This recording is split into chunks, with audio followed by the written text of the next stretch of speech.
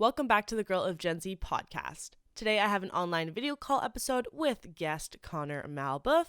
Before we get into the episode, if you guys are listening on the podcast app, if you could give this episode 5 stars and subscribe, that would be much appreciated. And if you're listening or watching on YouTube, if you could hit the subscribe button over there, the notification bell, and the thumbs up button, I will forever be grateful. Now, without further ado, let's get on into the episode. Hey everyone, welcome back to the Girl of Gen Z podcast. I'm your host Clarissa, and today I have a special guest by the name of Connor Malbeuf on the podcast. He is a writer, producer, and comedian that is Canadian, but is currently living in LA. How are you, Connor? Welcome to the show. I'm good. Thank you so much for having me during this crazy world we're living in right now. I know, this is like wild, absolutely wild. Never did I think that we would be living through this. Like, we're going to be in history textbooks because of this. It's like the one time I wish I still was in university living with 6 people in a dorm. I would have loved that. Because right now I live alone and I'm just like talking to my plants at this point. Brutal. How many plants do you own? Too many. I got 2 over here. I got like 20 in the other room. That's hilarious. But you're holding up okay? I'm doing good. No complaints. I mean, I got food. I have shelter, and I'm good. No complaints. You got the essentials, which is important. I'm good. Awesome. So we're going to dive deep into maybe not deep, but into your childhood. And then we'll go through, some of your schooling, how you got to the position or role that you are in right now. So first things first, you want to tell us a little bit about yourself, where you grew up, have any siblings? Yeah, I grew up in a small town outside of Toronto. I don't even know if it's small anymore. Aurora, Ontario, which is, I would say 30 minutes outside of Toronto. So, close enough where you can still go to concerts, but far enough where you're still the only gay person in your high school. But things were good. I mean, I grew up fairly good, no complaints. I mean, the odd homophobic remark here and there. I'm obviously, I am gay, so I focus a lot of that in my comedy and in my work. And I've been doing activism my entire life in terms of LGBT rights, environmental rights. So I grew up outside of Toronto, and I went to Aurora High School, and then I went to Western University, which is in London. And then from London, I went to Boston for university there to do my master's, and then from Boston to LA. And now here we are. That's like a very Spark Note version of my life. But things are good, and I can't complain. I'm doing stand-up regularly. I produce and write. I work for a production company here in LA too. So yeah, things are good. Amazing. So what were you like as a child? My God, I was very loud and extroverted and annoying to many people. I always used to say my sister, I would run up to her in the bathroom and try to do like dance moves and singing and charades and all of that kind of stuff, because I was just longing for, I was born, I believe, to be an entertainer and to make people laugh. So to have that, growing up was hard, because you're looking for outlets and you're not sure where to go. And, I found myself kind of dabbling in theater, but I wasn't an actor, quote unquote. And I didn't like reading lines, and stand-up comedy was so unfamiliar to me because I wasn't surrounded by it as a kid. But you know what? I was really into politics. I was into student government. I did all of that stuff.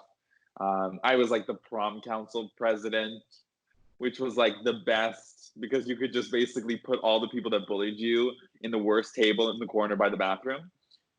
And yeah, I was just like very, very involved, and like didn't give 2 shits about what anyone thought about me, and just kept pushing forward.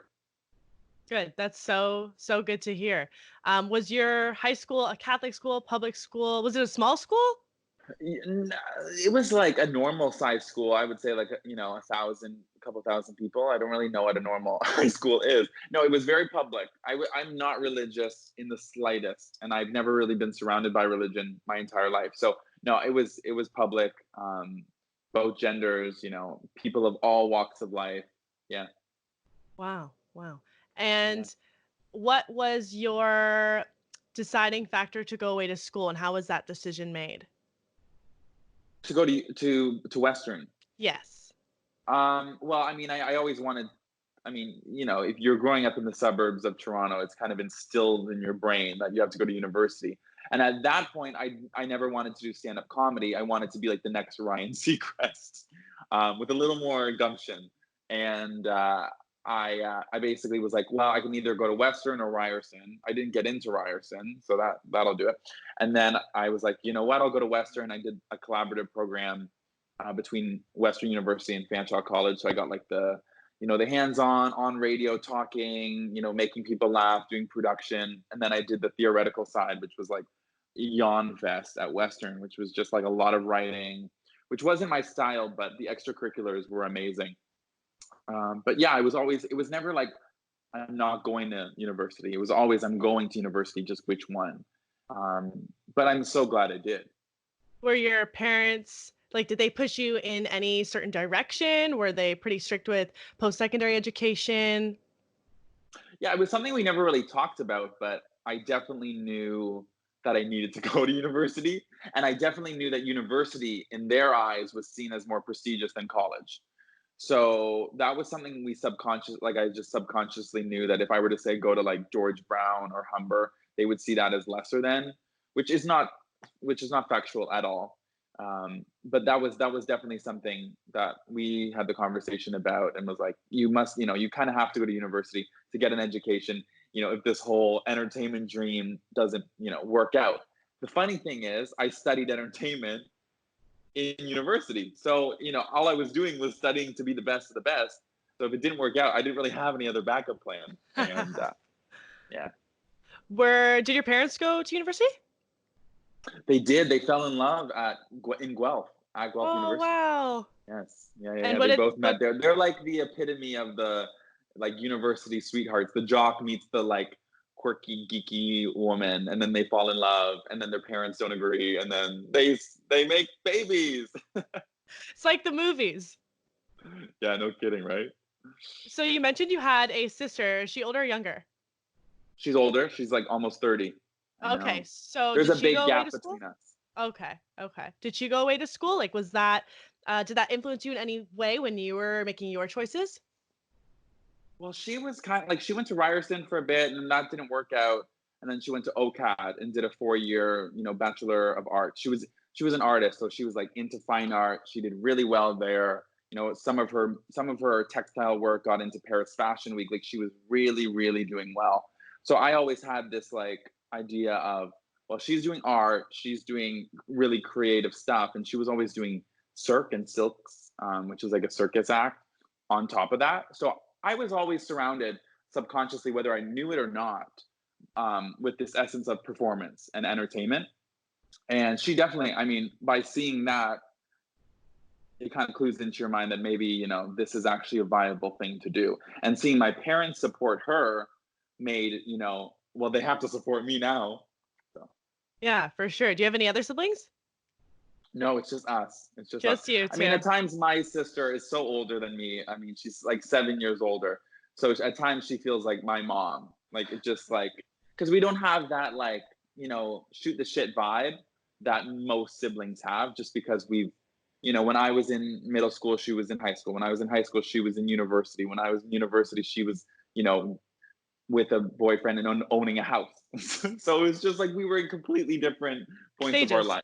of course. Exactly. When I liked St. Vincent and she no longer liked St. Vincent. And we were just like, we were constantly, when I fell in love with indie music, she was no longer into indie music. I was like, I can't win. That's so funny. That's so funny. So when you decided to make your move to go to Western University, you obviously already touched on it being a collaborative program. I know because I was an MTP for a little bit too. How did you narrow down what stream? Because I know that, so MTP is media theory and production, as everybody knows. And then there's the different streams being radio, television, broadcast journalism, interactive media. Maybe I'm missing one.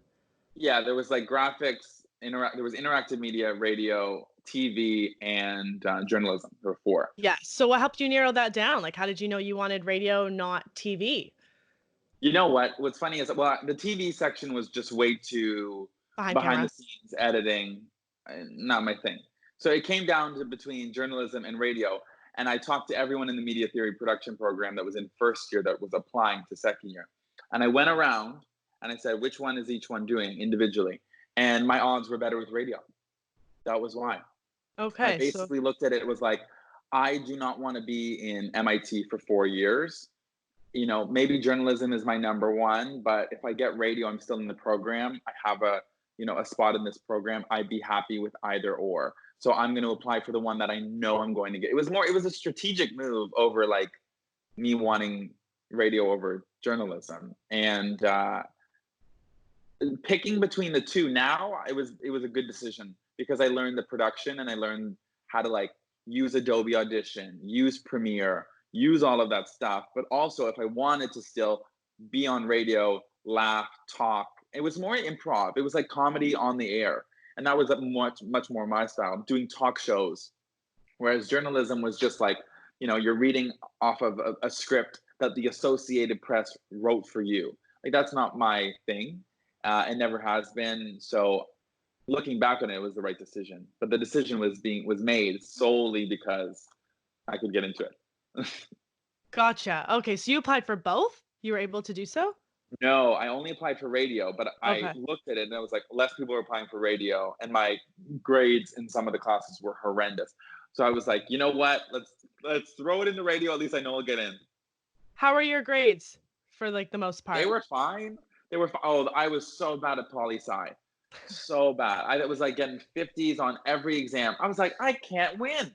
I'm like, I know every senator in the US Supreme Court. I know all of this stuff, but when it translates to like, Socrates' decision in BC 1800, relates to this constitution, I was like, poof, right over my head.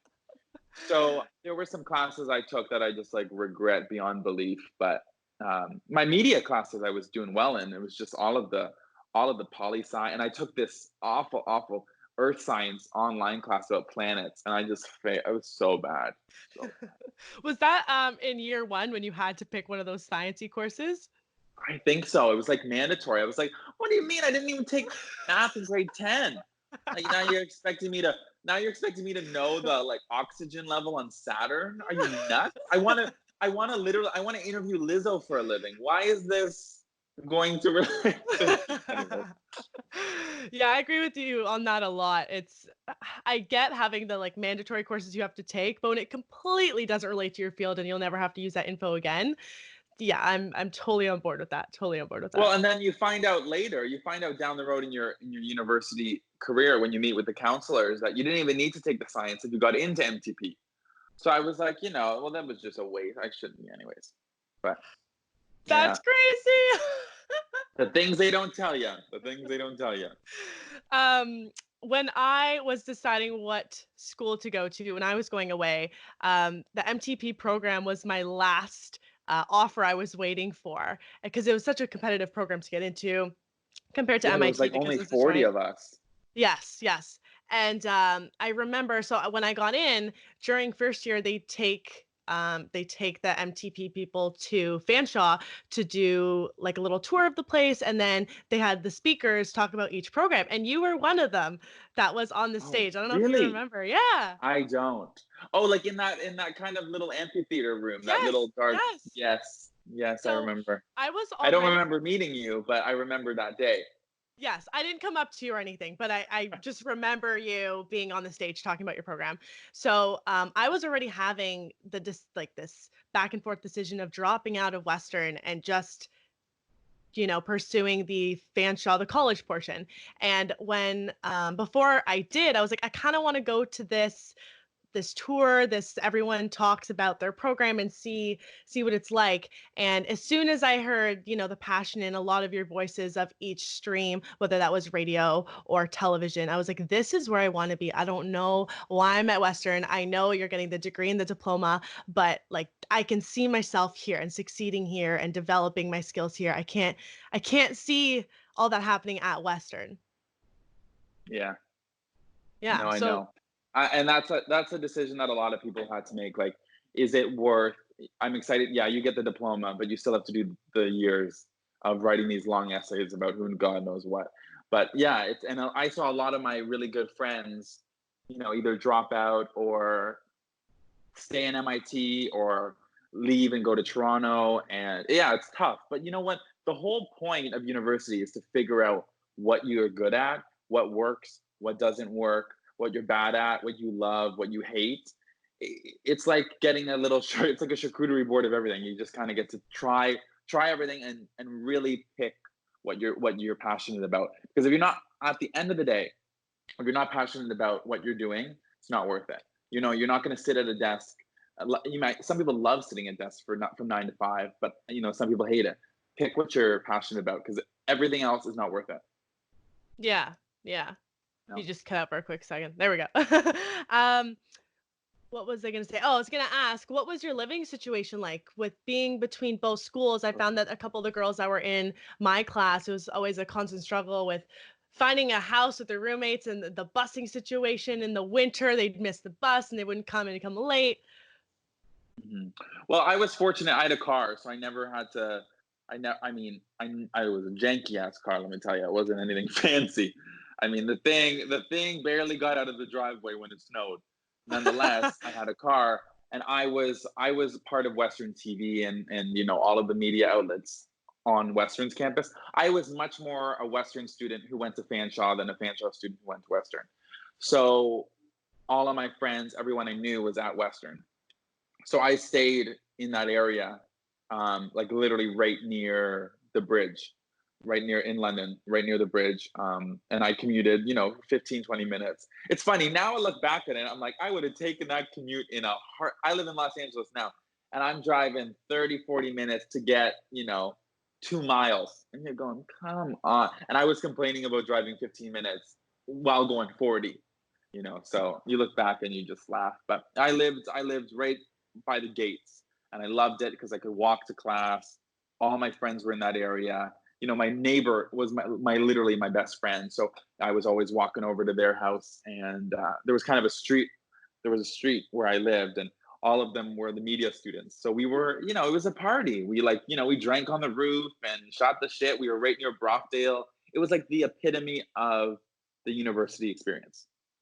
Yes, yes. And it's nice that you had your classmates and friends that were in the same program too. I find that helps, and everyone kind of just gets each other so much more.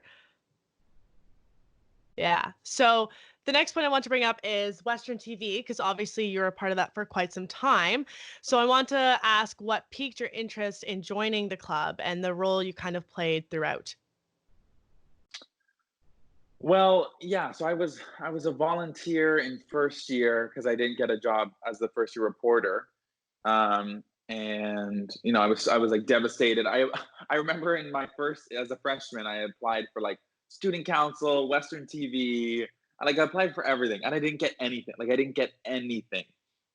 And then in second year, I finally was like a freelance reporter, and I did a couple of videos, and I saw like huge potential in Western TV. And at that point, it was kind of like, every year is different because it depends on who's running the club. So some years are phenomenal, some years are horrible, just like, politics. Some years you have the best president ever, and then some years, do you even have one?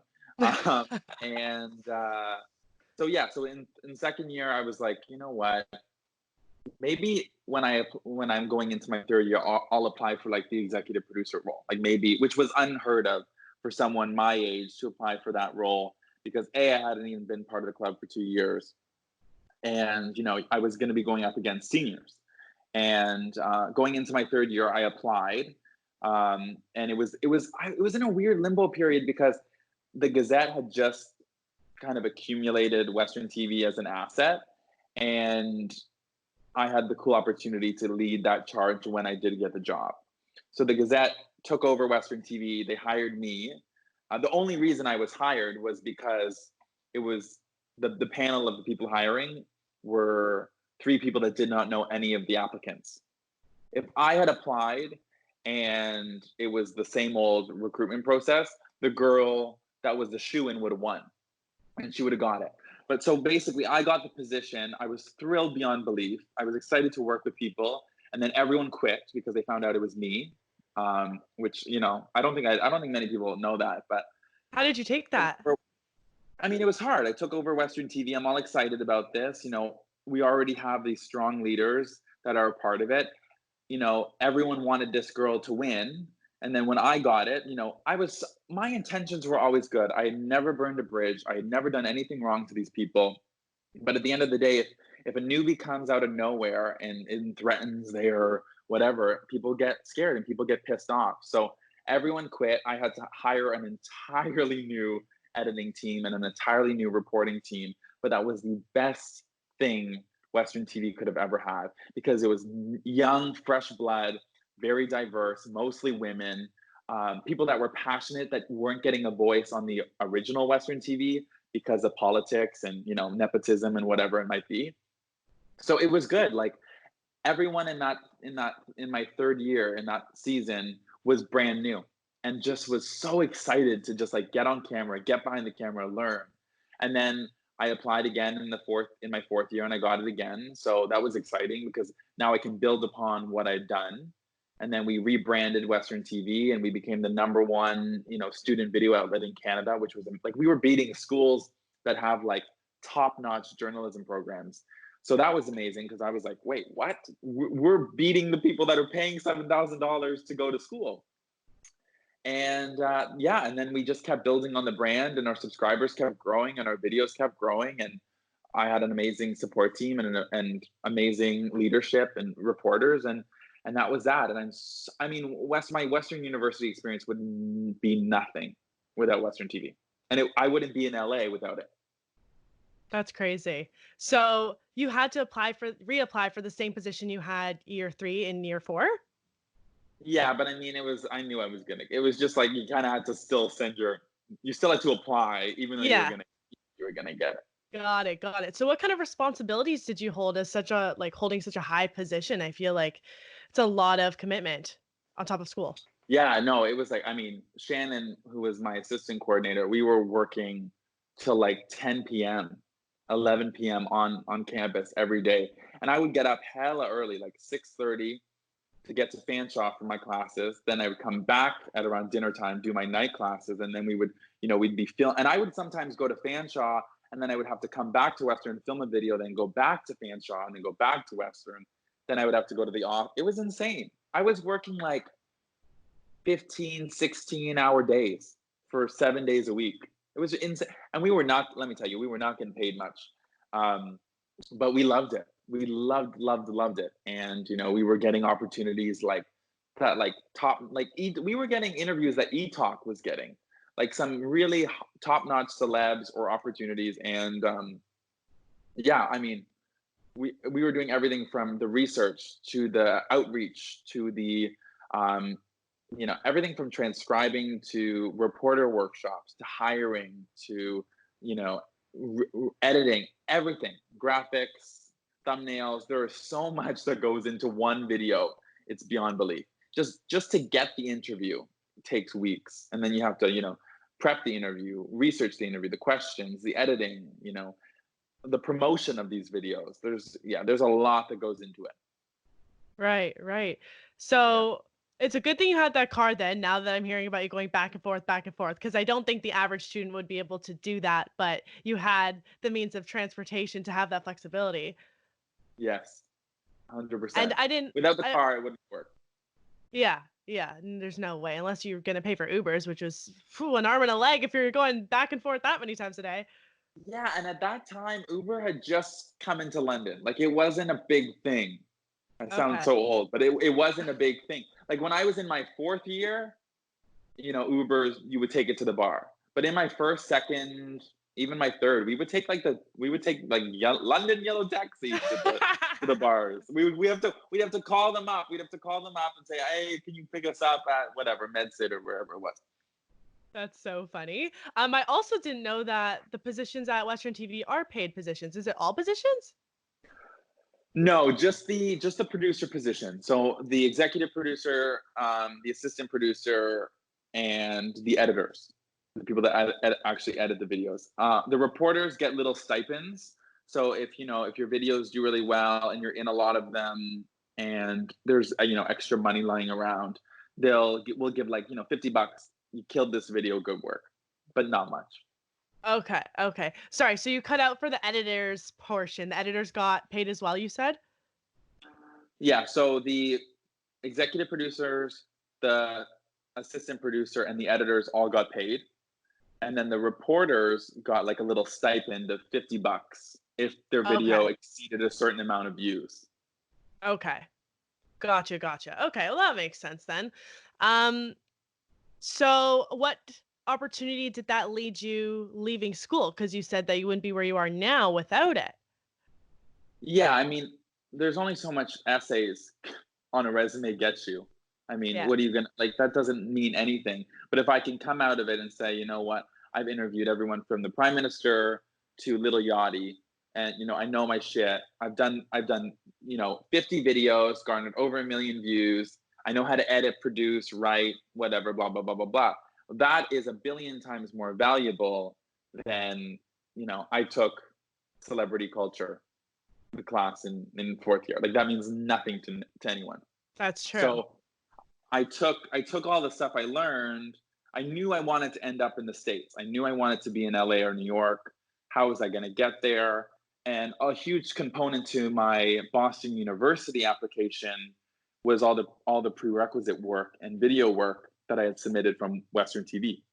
So all of that translated over. And I think genuinely one of the reasons I got into BU was because of all my portfolio work. Okay. And how early did you have to apply for your master's? Like, did you see this advance enough that you were like, oh, okay, I need to film a couple more videos, or oh, I have my whole portfolio right here? Yeah, no. Like I applied. You apply early. You apply at like Christmas of fourth year for Boston University, and I got in. I was driving home from. I was actually in Collingwood. I was driving from Collingwood to London back to university after Easter weekend, and I had got the call that I got admitted. So and I got the call in April. They And I physically was called you? they physically called me. Yeah. And Wow. it was, and I was by myself at like a rinky-dink McDonald's in the middle of nowhere, and I got the call, and I shat my pants. I was like, I don't know if this is like it is, and then you start questioning. You're like, should I go to Boston? Should I go? Where's this gonna take me? What do I do? Blah blah blah blah blah. And then obviously I accepted it, but yeah, it was insane.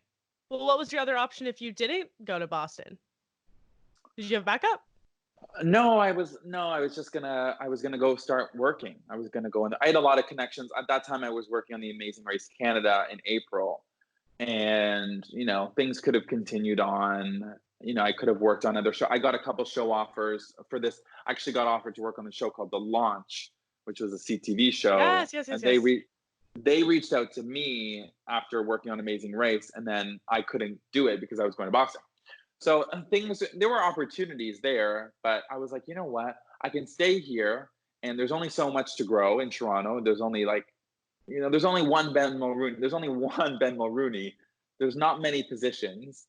Um, I rather work my way up and just give this thing a kick-ass shot than me just sit back and say, what if, what could have been.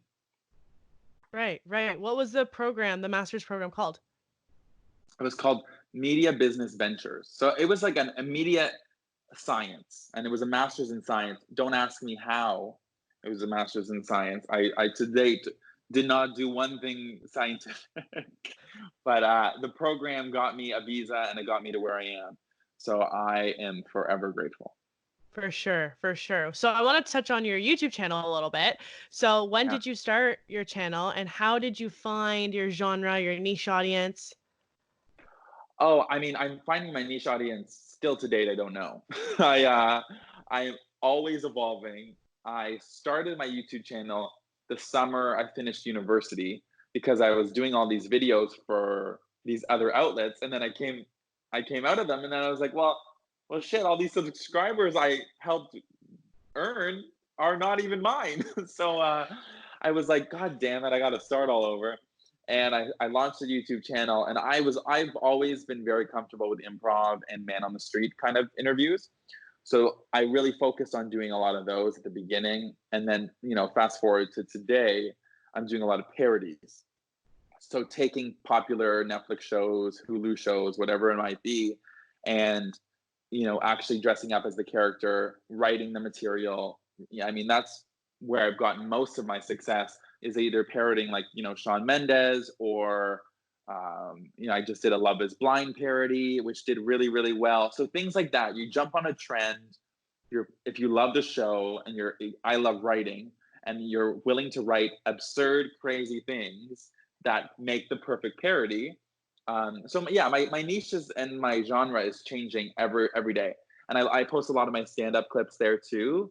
But most of the subscribers and fans I've gotten are from just doing parodies and taking really huge pop culture moments and putting my own spin on them.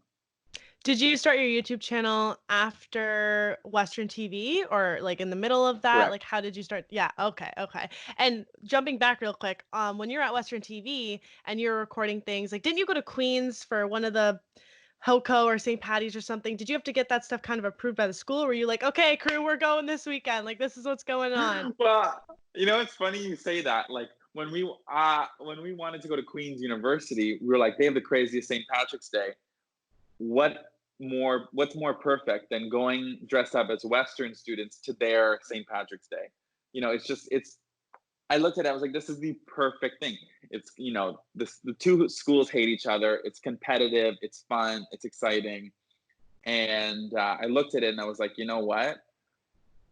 I literally went up to my boss. I begged her for $70 for a Howard Johnson hotel room so that the crew and I could sleep there for the night and then go the next day. And we left the morning of from London. We drove all the way to Kingston, stayed at this shafty ass motel called I think it was called the Hojo.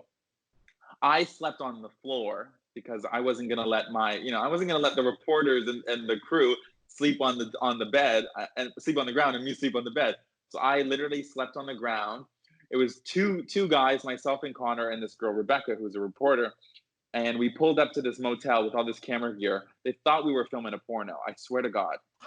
And I mean, come on, it's looking a little. I was pulling up with all this gear, and we get to the Howard Johnson. We stay the night. It was like, I woke up and I had some rash on me. I was like, this is not good. Like, this is like a shafty ass place. And then we filmed the video, and then we finished at say 2 p.m. and then we had to drive all the way back to London because we had the little Yachty interview. So it was just like always go, go, go, go, go, go, go. But I never really asked for permission.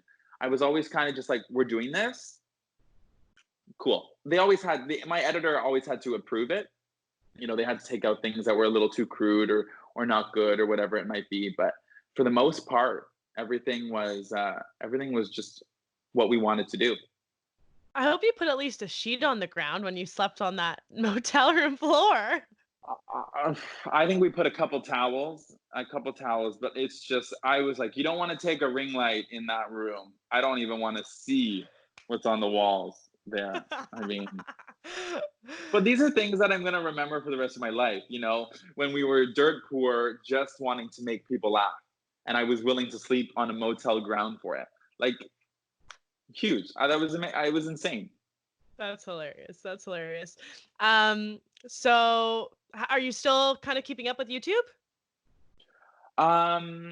Yes, I'm posting, I would say, like every other week. That's for the most part what I'm doing. I try to do more, but it's, especially in this like weird pandemic, it's hard to be creative as much as you think it'd be easier.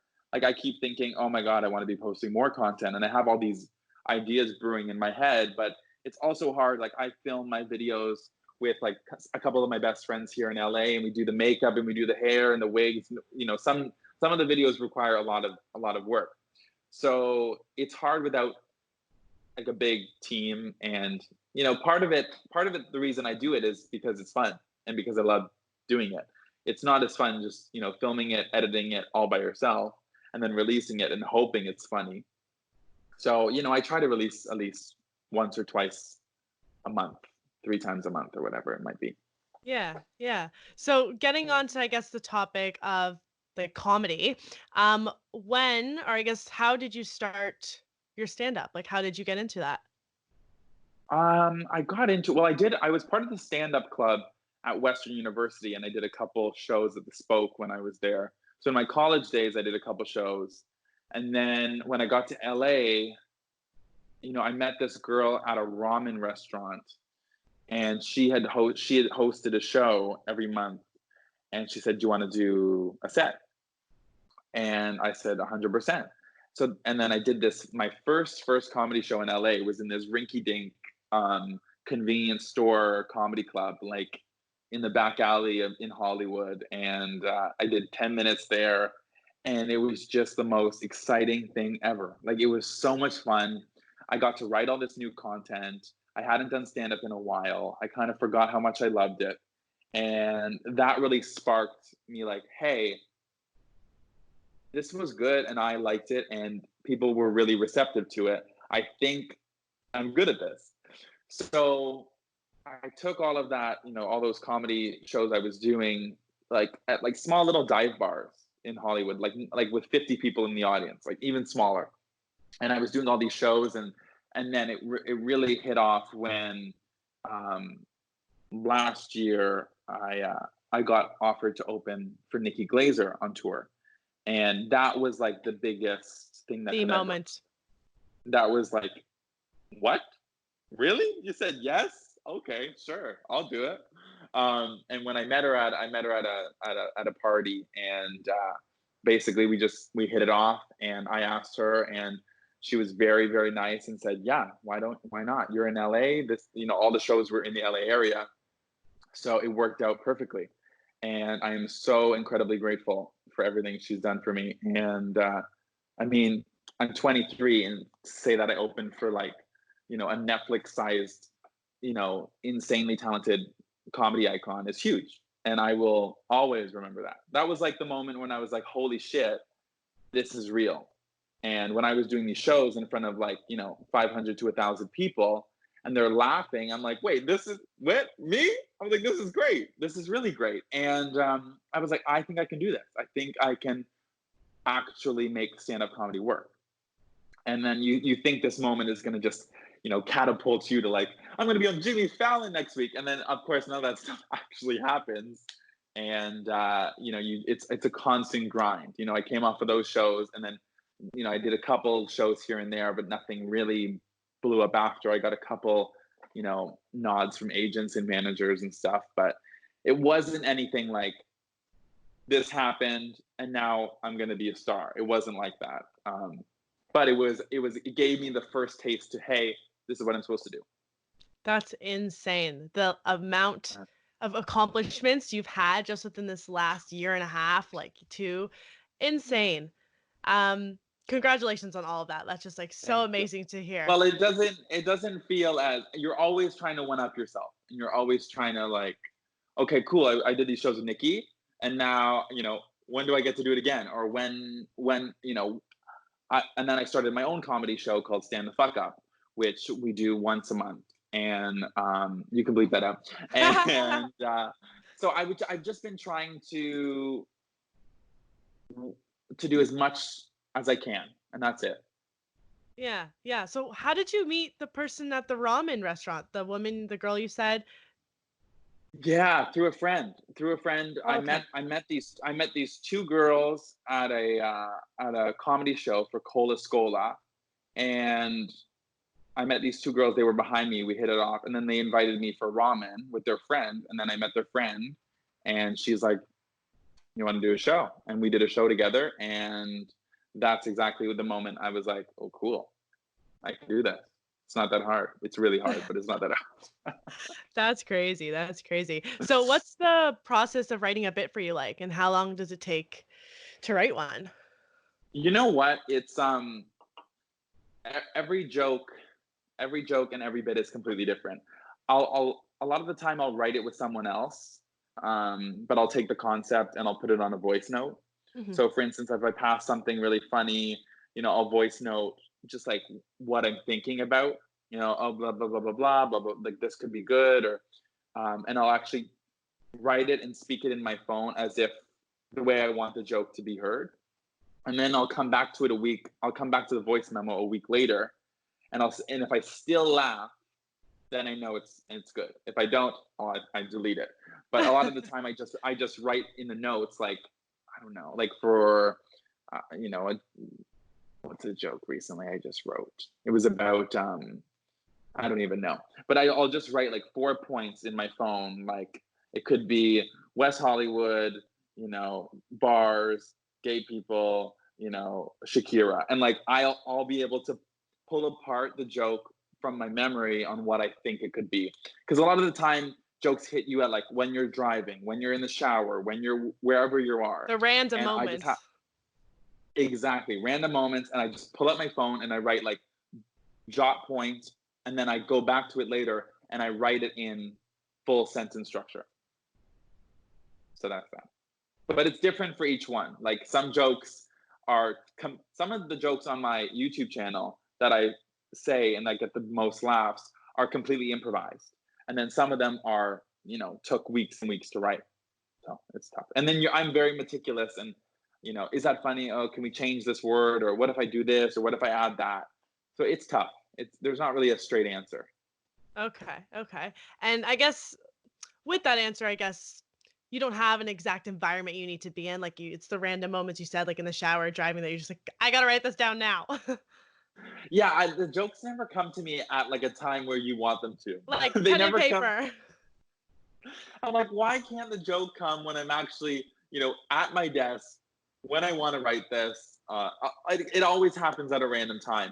A lot of the times I'll go to comedy shows to see my friends or whatever, and they'll be say they're talking about, going to Canada, and then something will click in my brain about a joke that I want to write about Canada.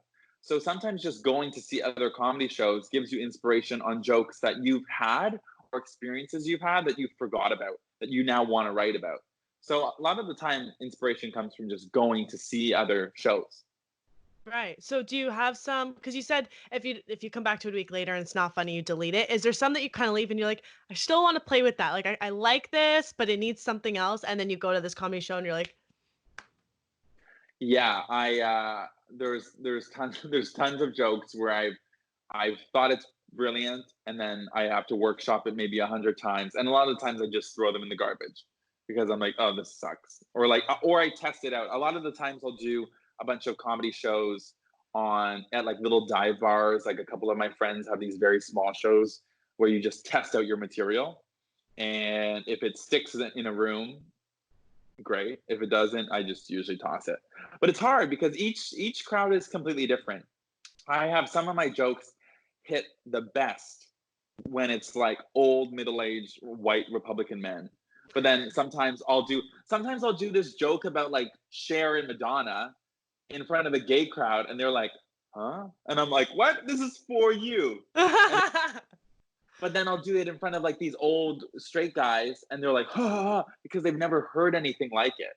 Being a comedian and also being gay is this weird kind of hybrid where, you think your audience is for gay people, but it's actually not. It's actually for all the people that have never heard these stories before, and those people that you want to open their eyes to new experiences. Those are the crowds that are so unaware and maybe a little more hesitant to, queer culture. Those are the best crowds, always. it seems so backwards that you have your target audience and then you get to your target audience. You're like, what? It's the other way around. I would have never thought.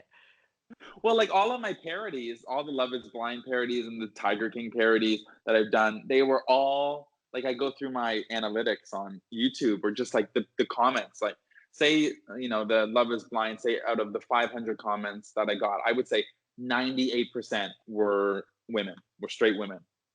So, I mean, you look at that and you're like, well, maybe I've been looking at this all wrong the entire maybe my audience isn't gay men because they're not that damn loyal when you want them to be. Yeah.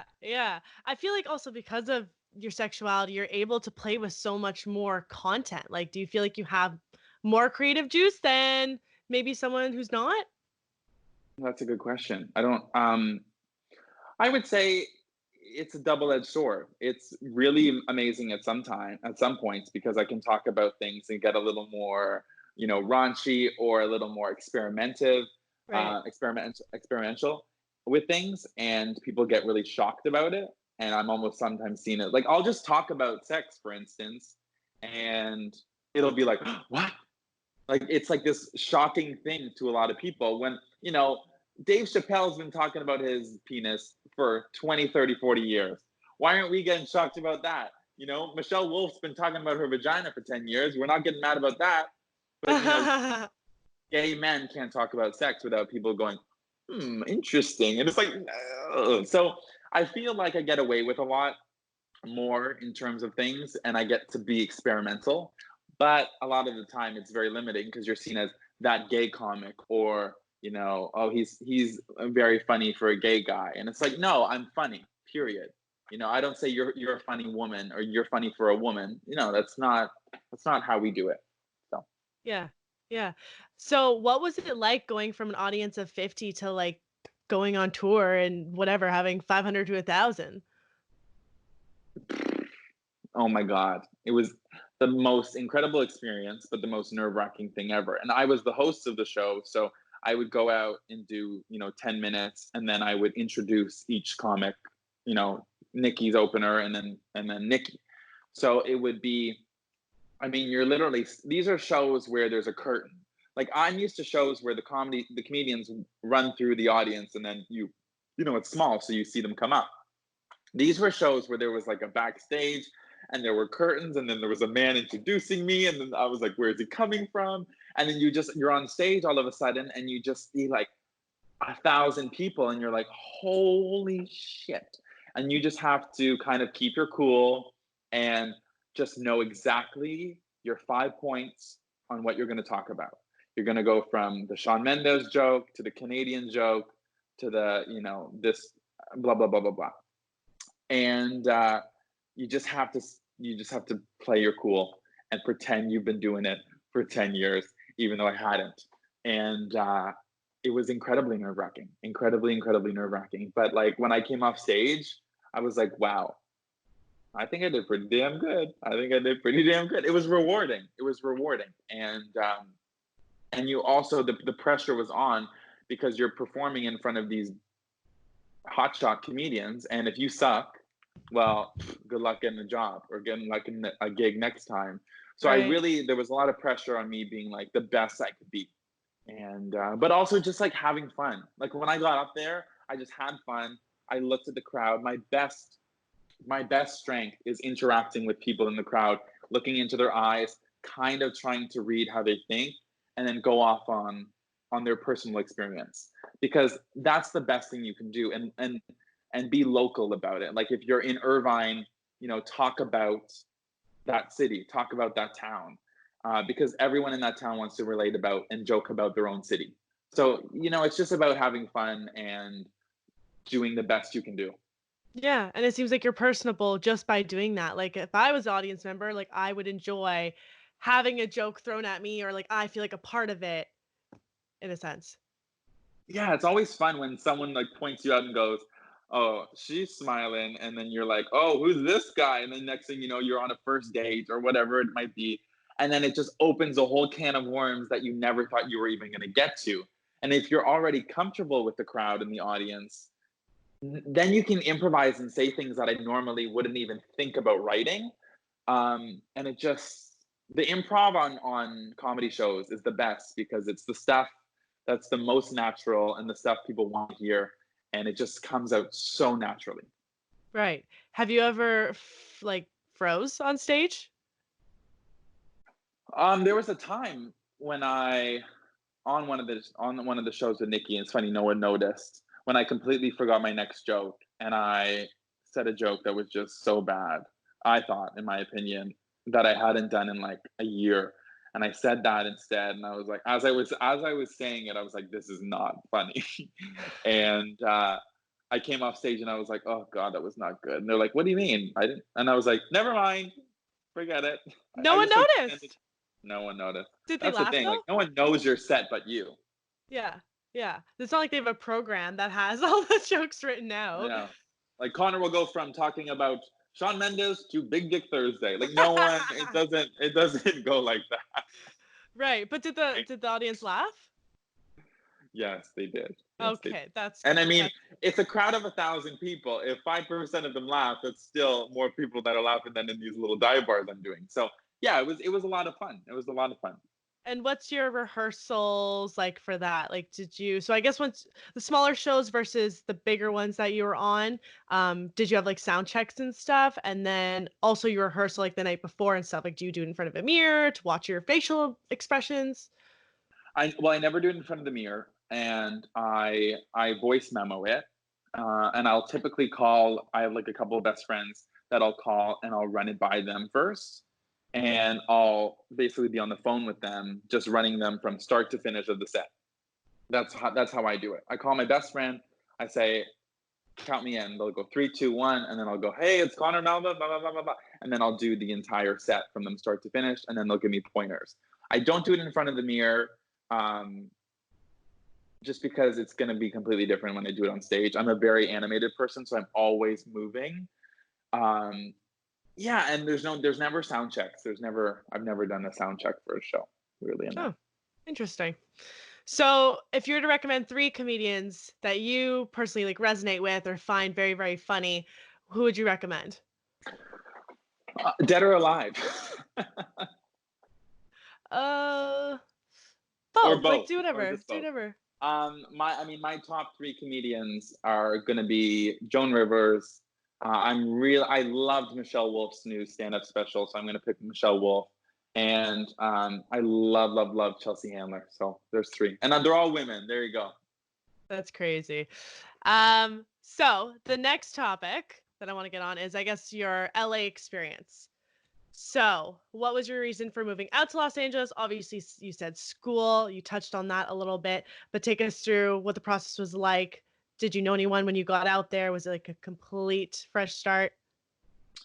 Well, I came out here with, I got an internship at the Larry King Show, and then and then I got promoted to do all their social media and stuff, which was great. And I didn't know anyone. I knew like five people because the master's program had moved there, so I knew the five people in my program. And but then we all started to go our own way, so you kind of drift apart from them. But no, I didn't really know anyone at all, and that was hard. But I knew more people in LA than I did in Boston, because at least in LA, I was connected with a lot of through social media. I like had met a lot of comedians online or followed a lot of people. It was so funny because you're following people in LA, and then you get to LA, and next thing you know, you're at the bar with them, and you go, whoa! And now next thing you know, you're friends with these people you used to watch on YouTube or wherever it might be. So it was hard. It was really hard adjusting, but it was harder adjusting to Boston because at least in LA there was this huge kind of comedian culture and influencer culture, and I met a lot of people through that. Okay. Okay. So, how would you compare it to Toronto?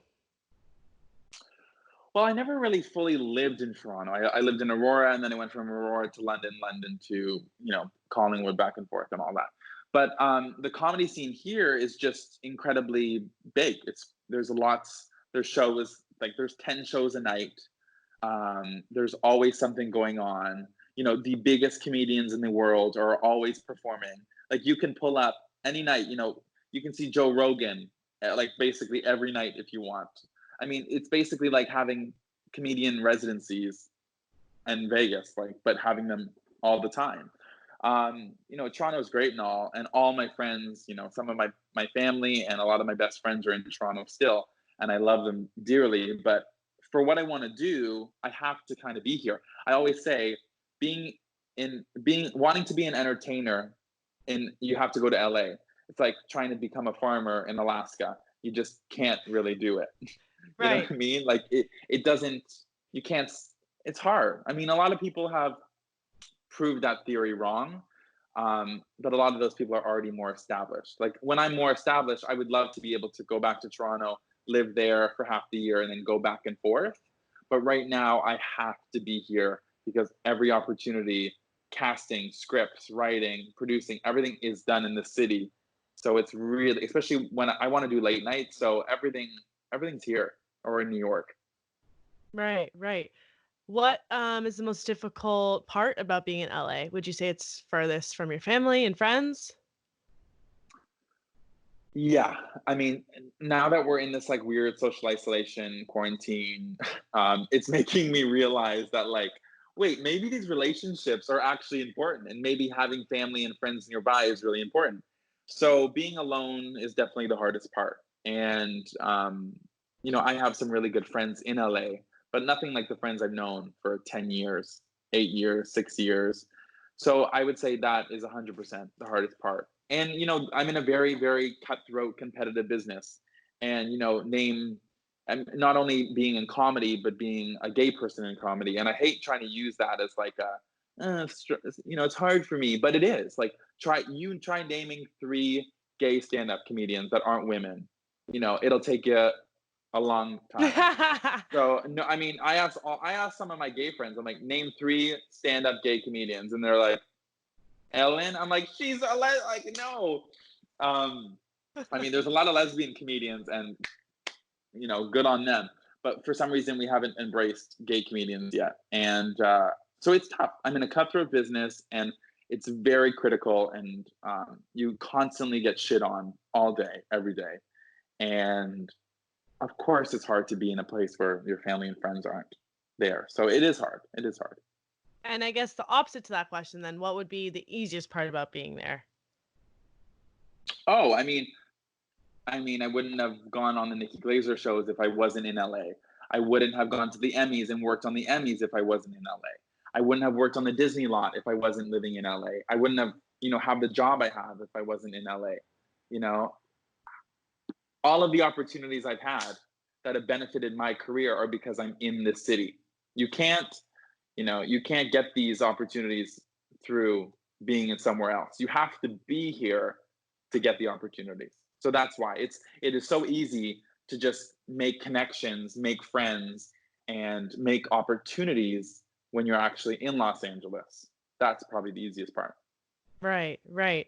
Yeah. So what is the position you are right now? You said you're working for a production company? Yeah, so I work for a production company in Santa Monica, and I do literally everything from, coordinating and liaisoning to, helping writing on certain shows and helping to produce on certain shows. I worked on to date, the biggest ones at least, were the Emmys last year in September, and Little Mermaid Live. And then I did the New Year's Eve show with Steve Harvey in New York during, which didn't give me much of a Christmas vacation, but I mean, I can't complain working on New Year's Eve in New York City. Come on, it's like a dream come true. So, yeah, so I do various shows, and you kind of get brought on to whatever they need you to do, and it could be anything. I mean, from everything from literally musicals to live events. So yeah, it's great. Do you fly from place to place a lot in the US now that you're with that production company, or other than the one New York experience you just mentioned? Other than New York, I haven't really been on. I mean, there was a show we did the Super Bowl pre-show, but I didn't go to Miami for that one. So our company, we're always flying all over the place. But for me, I'm pretty much LA based. It's expensive to send people all across the world, so only when they really, really need me. Right, right. So I guess to ask a little bit more of a personal question then, how do you make ends meet out there? Did Well, you I mean, I did you work. save up before going out there? Or were you just like, I'll just figure it out as I'm there? Well, I mean, I've been working since I was, to backtrack this, I've been working since I was 15, 16. So I was always working, and I came out of Western University debt free. I didn't owe any money because I had paid everything, and I was working for the government in my second, third, fourth, and then the year going into my master's program. And the government, let me tell you, they pay really well. So I've been very fortunate to kind of, and my parents have supported me through the Boston University program. They've helped me out there, but for the most part, it's been pretty much self-sufficiency, and I've been able to pave my way through this entire program. I was working 2 internships when I got to LA, and I was working 2 jobs, and I've always been doing comedy on the side, which makes you a little bit of cash here and there. I do sometimes, product placement in videos, and that gets you some money. And now I work 9 to 5 now, and then on top of the videos and comedy I do. So, you just make it work. And, I'm not out here buying Fendi, pumps, but I am, but I am being able to afford my rent. And, I'm so fortunate where I get to live in, a 1-bedroom apartment by myself in a very expensive city.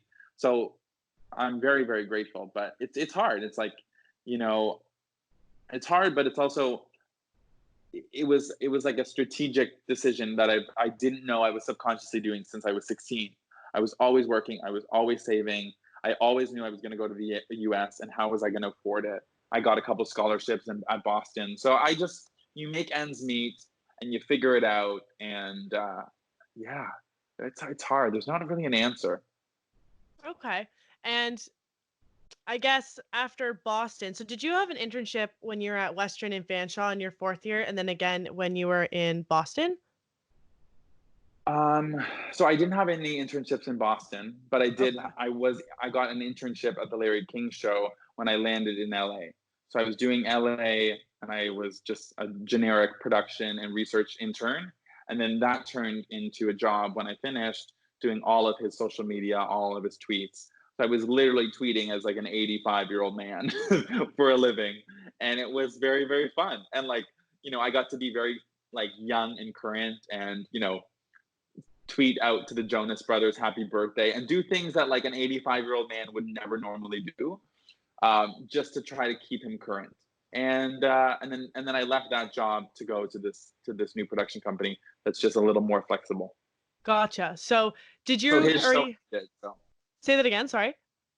I also left because his show ended. So like there wasn't. He's an older gentleman, and he's an icon. He's been doing this for God knows how long, and I think he deserves to retire. Let him retire in peace, and I can move on. Yeah, for sure. For sure. Did you so did you already have your internship set up though before you moved to LA? Um, Or yes, I did you did. Yes, Okay, I had okay. I had applied. I had applied during like right before Christmas vacation, and then I got into it. So when I moved in to LA in January, I already had the job lined up, which was like a huge reassurance because a lot of people I knew didn't have a job. So and a lot of my internships were all paid, and a lot of internships in Los Angeles are unpaid. So I was like of the very small majority of people that were getting paid, um, just out of school. Okay, okay, gotcha. And for most of your stand-up gigs, are you paid or at like the first few maybe In not? drink tickets, you're paid in drink tickets, if that. I mean, sometimes they'll give you a little slap on the back, say good work. No, most shows, like maybe like $25, $50. The Nikki shows, obviously, we got paid by like the comedy clubs and stuff, but yeah, for most shows, you're not making much. You're not making. So it's You only more make to money on tour. You only really make money if you're going on tour or if you're an opening act. But even then, you're only making like a couple $100 a night, if not even, not even. so it's really just getting your name out there. Getting your name out there, and then if you get brought in as an opening act, I mean, you're still making $100 a night or $100 a show, and think you're only on for 10, 15 minutes. So that's not. You do the math. That's not too bad, and then you get brought around everywhere. That's true. That's true. So I guess now we're gonna hone in a little bit more on your networking and who you've got to work with, and just share some of your experiences because I'm sure people are interested to know with everything you've done thus far. So how did you get the chance? Because I saw the recording of the interview with Caitlin Bristow and the Yeah, country singer and Jason Jardick. Jardick, am I saying that right? Tardik. Yeah, yeah, Yeah, yeah, yeah. yeah. That's crazy. So how did you get that So, are you a opportunity? fan? Are you a fan of The Bachelor? I used to be, I stopped, but I feel like I stopped at the worst time because now everybody's watching it. And nobody watched it when I was growing up because I guess I was kind of young. Nobody really watched it when I was like in high school. But now it's like the thing. Well, what's funny was that I'm friends with the country singer Brett Kissel, Oh, and he reached out to me and was like, "Hey man, I'm coming to LA. You want to do a video with me, Caitlin, and Jason?" And I was like, "Of course, let's do it." so So I how have does he know them?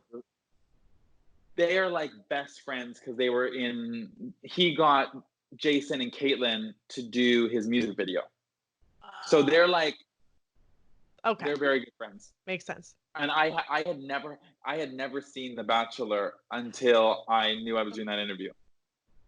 Yeah, Okay. Okay. Good to know. fake it till you make it. And No, but they were the loveliest people. Caitlin Bristow and Jason Tardik are the sweetest people you'll ever meet. And their dog is the cutest, and Brett is the nicest man you'll ever meet.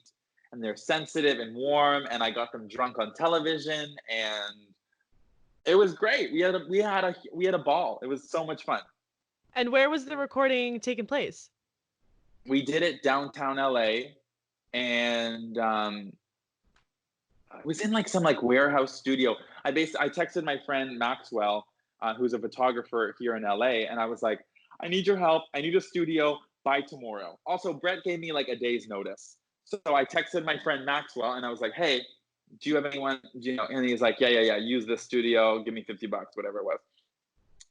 We did the recording there. It would overlook the skyline. It had this kick-ass beautiful couch, and you know, it looked like a really cool studio, and that's where we did it. It was in the fashion district. Yeah. Wow. And how was the conversation, the vibes once the camera was off? Because I'm always interested to know, like, how camera ready are they and how like personable and real they are when they're off camera. So Jason and Caitlin, the moment I met them, were very sweet.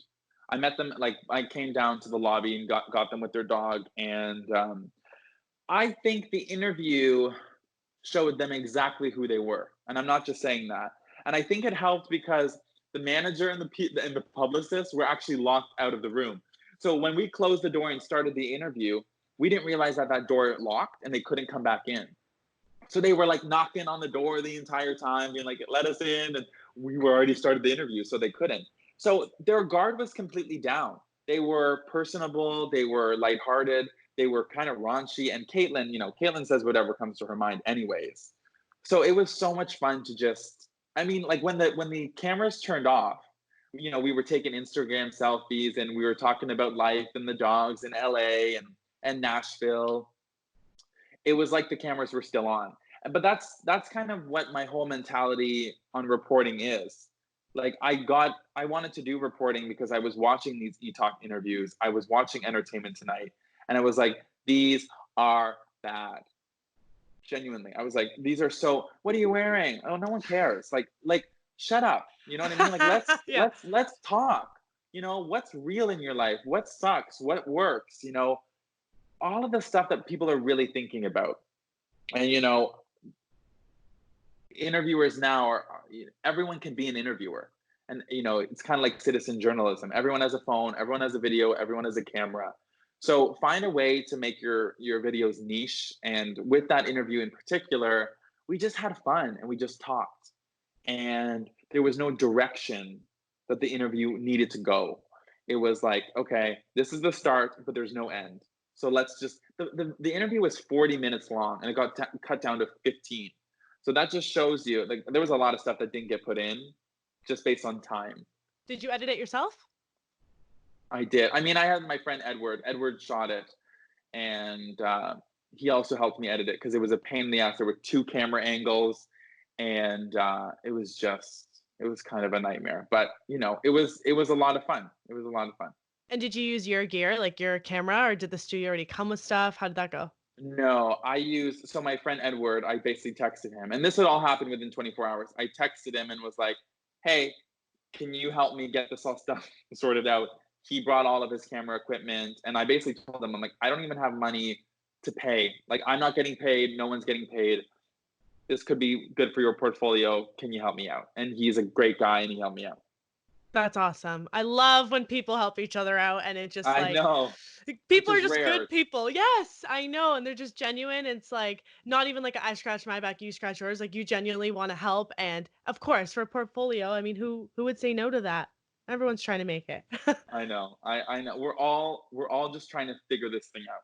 Yes. And if those 2 weren't locked out of the room while you guys were recording, do you think that they would have been any more filtered? Like, do you think that they would have the power to stop the video or like kind of make a face like, oh, it's like get back on track? They were, well, no, I think everything we had done in the video was everything that was cut out after the fact. They never were like, oh, let's not talk about this. Jason was kind of like, oh, I don't know if I want to talk about sex right now. Like you could tell he was sometimes a little more uncomfortable about it. Right. But I mean, Caitlin was like, I'll tell you everything. And I was like, come on in. But you have to go into it like your friends. And like, I don't want to expose them and make them look bad. I don't want anything. I don't want to be Perez Hilton in this whole situation. So you just kind of have to read the room and figure out what works and what doesn't. Each interview is different. Like when I interviewed little Yachty, I mean, you could tell from the moment I met him, he didn't want to be there. He didn't want to be interviewed by me. He's like, who's this white guy? You know, he probably doesn't even know anything about rap, which he wasn't wrong. So it's different for each interview. Yeah, I remember watching that interview with Little Yachty, and I was like, I'm pretty sure I watched it with It my boyfriend. We're like, just, this guy literally does not give two shits about no, being on camera right now and answering I, all these questions. and I was trying so hard, but you know what? It almost made it worse. Like I should have just kind of played it down. And it was a lose interview because it made him look bad and it made me look bad because it just looked like I didn't do my research when in fact I had. And 5 minutes before, you don't know this, but 5 minutes before that little Yachty interview, his manager texted the approved questions that we had. So we send the manager 20 questions. He had basically said no to all 20 of them 5 minutes before the interview. So we had to come up with an entire, and you're in like a back alley of some like concert hall, and I had to come up with an entirely new questions, new games, everything. So Were all you of in that was panic? improv. Were you in panic mode? Oh my Yeah, god. and you have like this, and you have this huge, you know, he has this huge posse, this intimidating posse, just standing behind the camera, just like looking at me like, who's this kid? And I'm just like, oh, let this be over. Wow. Have you had any other situations like that, or is that probably one of your worst? Um, oh my God, yeah, I interviewed Tory Lanez, believe it or not. Yes. So, but when I say interview, I say that lightly because 5 minutes into the interview, he must have been so high on cocaine or something. He he came out, took his shirt off, pulled a dog out of nowhere. He had a dog in his hand, was shirtless, and then just like ran off. He just ran off. So in the middle of the interview, he just like starts running off, taking his clothes, and then I'm standing there on the couch, being like, "Is he coming back?" And it never got published. I don't know who has the tapes. I really don't know who has the tapes. But he came out, and it was like, "What's this setup?" Sat down, took his shirt off. Someone threw him a dog. They're throwing this dog backstage like it's like a piece of like it's like a candy bar. And I mean, I have no respect for that guy after that. It was insane. And that That's was in London crazy. before he was like famous fame. Now he's really big. And I was like, I knew him when, and let me tell you, he was not a cup of sunshine. These stories are just absolutely killer. Yeah. So, do you have a manager or like an agency or anything that I helps do. you I find do have a gigs? manager. I do have a manager. I do not have an agent. But I mean, that'll come. That'll come. And how did you go to seek that, or did they come to you? Do you pay them per, like, how does that structure work out?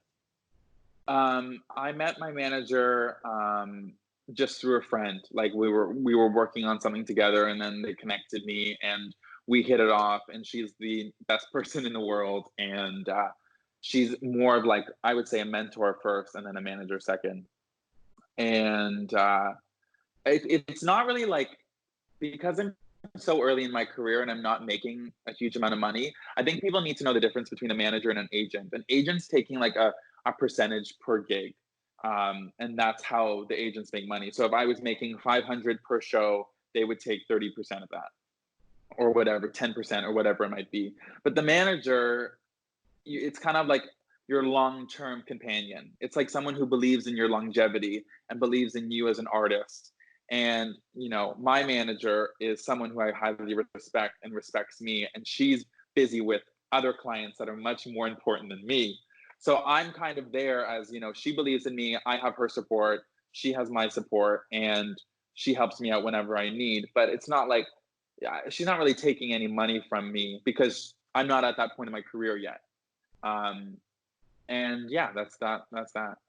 So how long do they work until they start, and I guess until you start making like real money, I guess, in another sense? Yeah, I mean, when I start actually like pumping out, going on, doing more shows, going on tour, getting deals. I mean, she's there, legal, like she goes through the contracts. If there's something that works, if there's something that doesn't work, that's what a manager is there for. But I mean, I'm not nearly at the stage where I fully need someone full time. And managers are typically, working with a lot of different people, and they usually provide you with different strategic goals and direction for your career. And I think that's why where she comes in the most handy, because she's been on big tours, she's done all this before. She can kind of guide me and give me direction on where to go next. But it's not on her to do that. It's on me. So Gotcha, gotcha.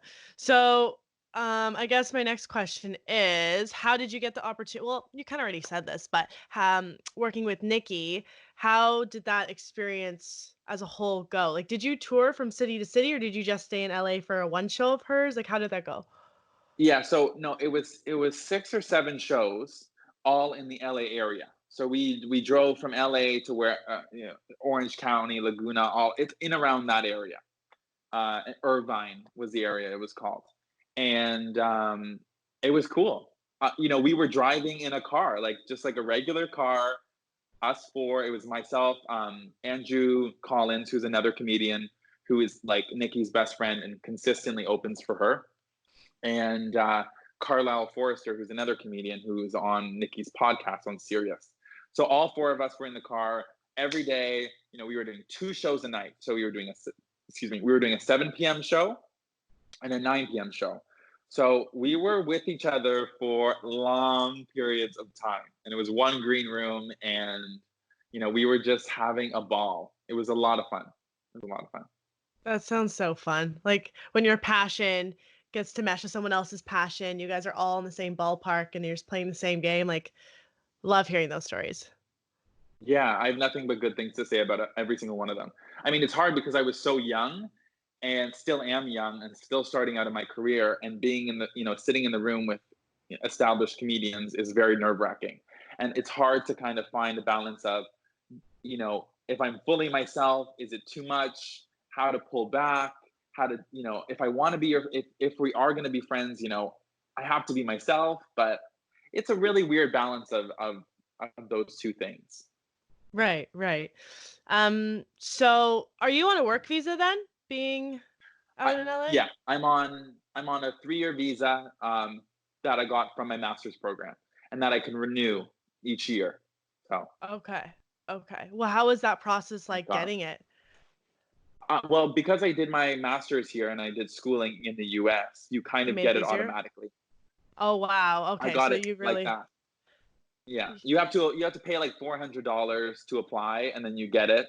It takes about 4 months to get the actual, or 3 months. It takes 3 months to get the actual visa, and then once you get it, it's on a 1 year, and then you renew every year, and you can renew for 3 years max. And then in 2 years' time, when that visa's done, I'll probably go on an O1. It's called an O1 visa. Is people that are artists or musicians, comedians that tour, and they're in the U.S. for work purposes. So I'll probably apply for that one when in 2021 or 2022 or whenever it is. okay, okay. And I guess one of the last questions to wrap up many of these topics is your degree. How do you think that it was worth it for the schooling you did and the position you are now? Was it the clubs? Was it the actual schooling? Was it the profs? Was it worth it? I think Was it's putting that money in school worth it? I think it comes down to you. At the end of the day, it's the person. The person's going to get, if you want to get to LA, if you want to get to New York, you're going to get there whether you have the education, whether you have the job or the club experience. I was just lucky to have, I got a degree, and I got the opportunity to, be on Western TV and all this stuff. But at the end of the day, you don't need that stuff to get to your goal. You don't. I mean, my bosses don't even have university degrees, and they're like 40 years old. They're not that old. Um, I have 3 degrees, and have I used any of it? Not really. So, you just have to say, you personally you can make it work, and you're going to get there no matter what it is. And for anyone listening, if you have a goal on trying to get somewhere, you might have to do something you don't want to do to get yourself there, and that's very normal. Like, I didn't want to do an extra year of master. Like, I didn't want to do a master's degree, but it got me to my dream job. And did I have to write 2 essays to get there? Yeah. Did I have to dish out a couple $1,000? Yeah. But I'm here, and my life is, I'm so grateful for everything, and I have so far to go. But yeah, just believe that you can do it, no matter a degree or a job or whatever it is. Gotcha. And what is your typical 9 to 5 look like right now? Like, if I were to wake up as Connor, what would my day look like? Well, I mean, right now it's waking up at 12 p.m. and Okay, maybe. yeah. I mean, you're like, this is the first time in a week where we're actually have my hair out, Clarissa. So look at you. But most days, I wake up at 6:30, 7 a.m. I, get a coffee in my blood. I get to work. It takes me about 30 minutes to get to work. I'm at work till about 6 p.m. And then typically what I'll do is I'll stay at work a little bit longer to do some writing and, do some editing for my videos. And then I'll actually drive to Hollywood or West Hollywood to do comedy shows. So I usually have a couple shows a week that I do. And they're always around 9, 10 o'clock, 8 o'clock, 8:30, 9, 10. So I go from like waking up to a job, to my YouTube job, to then my stand-up job. And then I'm usually home at about 10:30, 11. I try to go to the gym before I go to my first, like before my job. Otherwise, I'm just going to look like like a mess. And yeah, it's some days, it's too much. It's way too much. But I love what I do. And if I'm not at the comedy clubs every day, people are gonna forget about you. And you just want to get as many gigs as you can. And every day I'm trying to just show my face, meet other comics, become friends with people, and work with people you like working with. And that's the most important thing. So yeah. So when do you eat? Because you never mentioned anything other than coffee. Like, do you get food on the way to each place? Because You know what? I pack my lunch. Weirdly enough, I do like the meal prep on the Sundays or the Saturday when I can. A lot of the time I'll just order lunch. Like, I'll order sweet green or whatever it is, or and then dinners, if I do have a show that night, I'll get it on the go. But sometimes I can go home and eat first, and then I'll go to do a show. okay, so you're pretty good then with not blowing all of your money on Let food. me tell you, I eat a lot, so I am not one to shy away from. No, but I mean, I do spend some money on food. Let me tell you. Right now, I'm doing great because I'm just grocery Quarantine. shopping and quarantine, baby. That's Let me so tell you, funny. if you wanted to save money, they should have done this earlier. I'm just kidding. Um, Do you have a car out there? I do. Okay. I haven't driven it in a week. I hope no one's stolen it, but yeah, it's out there. It's But out there. it's not the same rinky dink one that you drove at school? Oh my God, no! I don't even know who has that car. God bless them, whoever does. But no, not me. I have a little SUV. It's really cute. It's really cute. That is cute. So just some fun, lighthearted questions then to end us off. What are some of your hobbies? I know you mentioned the gym, but do you have, not that I God. don't really see you as a knitter, someone that knits, but I love cooking. I think cooking is my hobby. I think I love to bake and I love to cook. Um, but I mean, it's funny because I see comedy and I see YouTube and all of that as a hobby. So, my 9 to 5 is a little more rigid and a little more, I'm in less control of that work. So then getting to do, parodies or comedy is almost like my hobby. Until I do that full time, it will always be my hobby. And what else? I mean, I love hikes and I love the beach. I love the beach. So I'm there quite frequently. and your go-to beverage, alcoholic beverage, because I see you have Jack Daniels on your fridge. Do I? Oh, yes, I do. I have 3 bottles of Jack Daniels. No, actually, that's all from Brett Kissel's interview. I just haven't finished it. And I would say, I'm a red wine till I die kind of person. I Really? love Red wine with a couple ice cubes, just a little chilled, and I'll be happy. Red wine or like a White Claw. Were you into red wine or wine in general back in Western when they had Wine Wednesdays Oh, at yeah. Yeah, though I used to love white wine. I used to love Pinot Grigio, and now I think it's way too sweet. And I just drink like a shitty $5 Malbec or a Cab Sav, and I've never looked back. And so it's always you love this alcohol, and then you have one horrible night on it, and then you'll never drink it again. Like that was Yes. me with vodka. That was me with white wine, and I can't drink it anymore. How about you? What's yours? Uh, I would say Sauvignon Blanc is probably my favorite. I'm a Okay, white.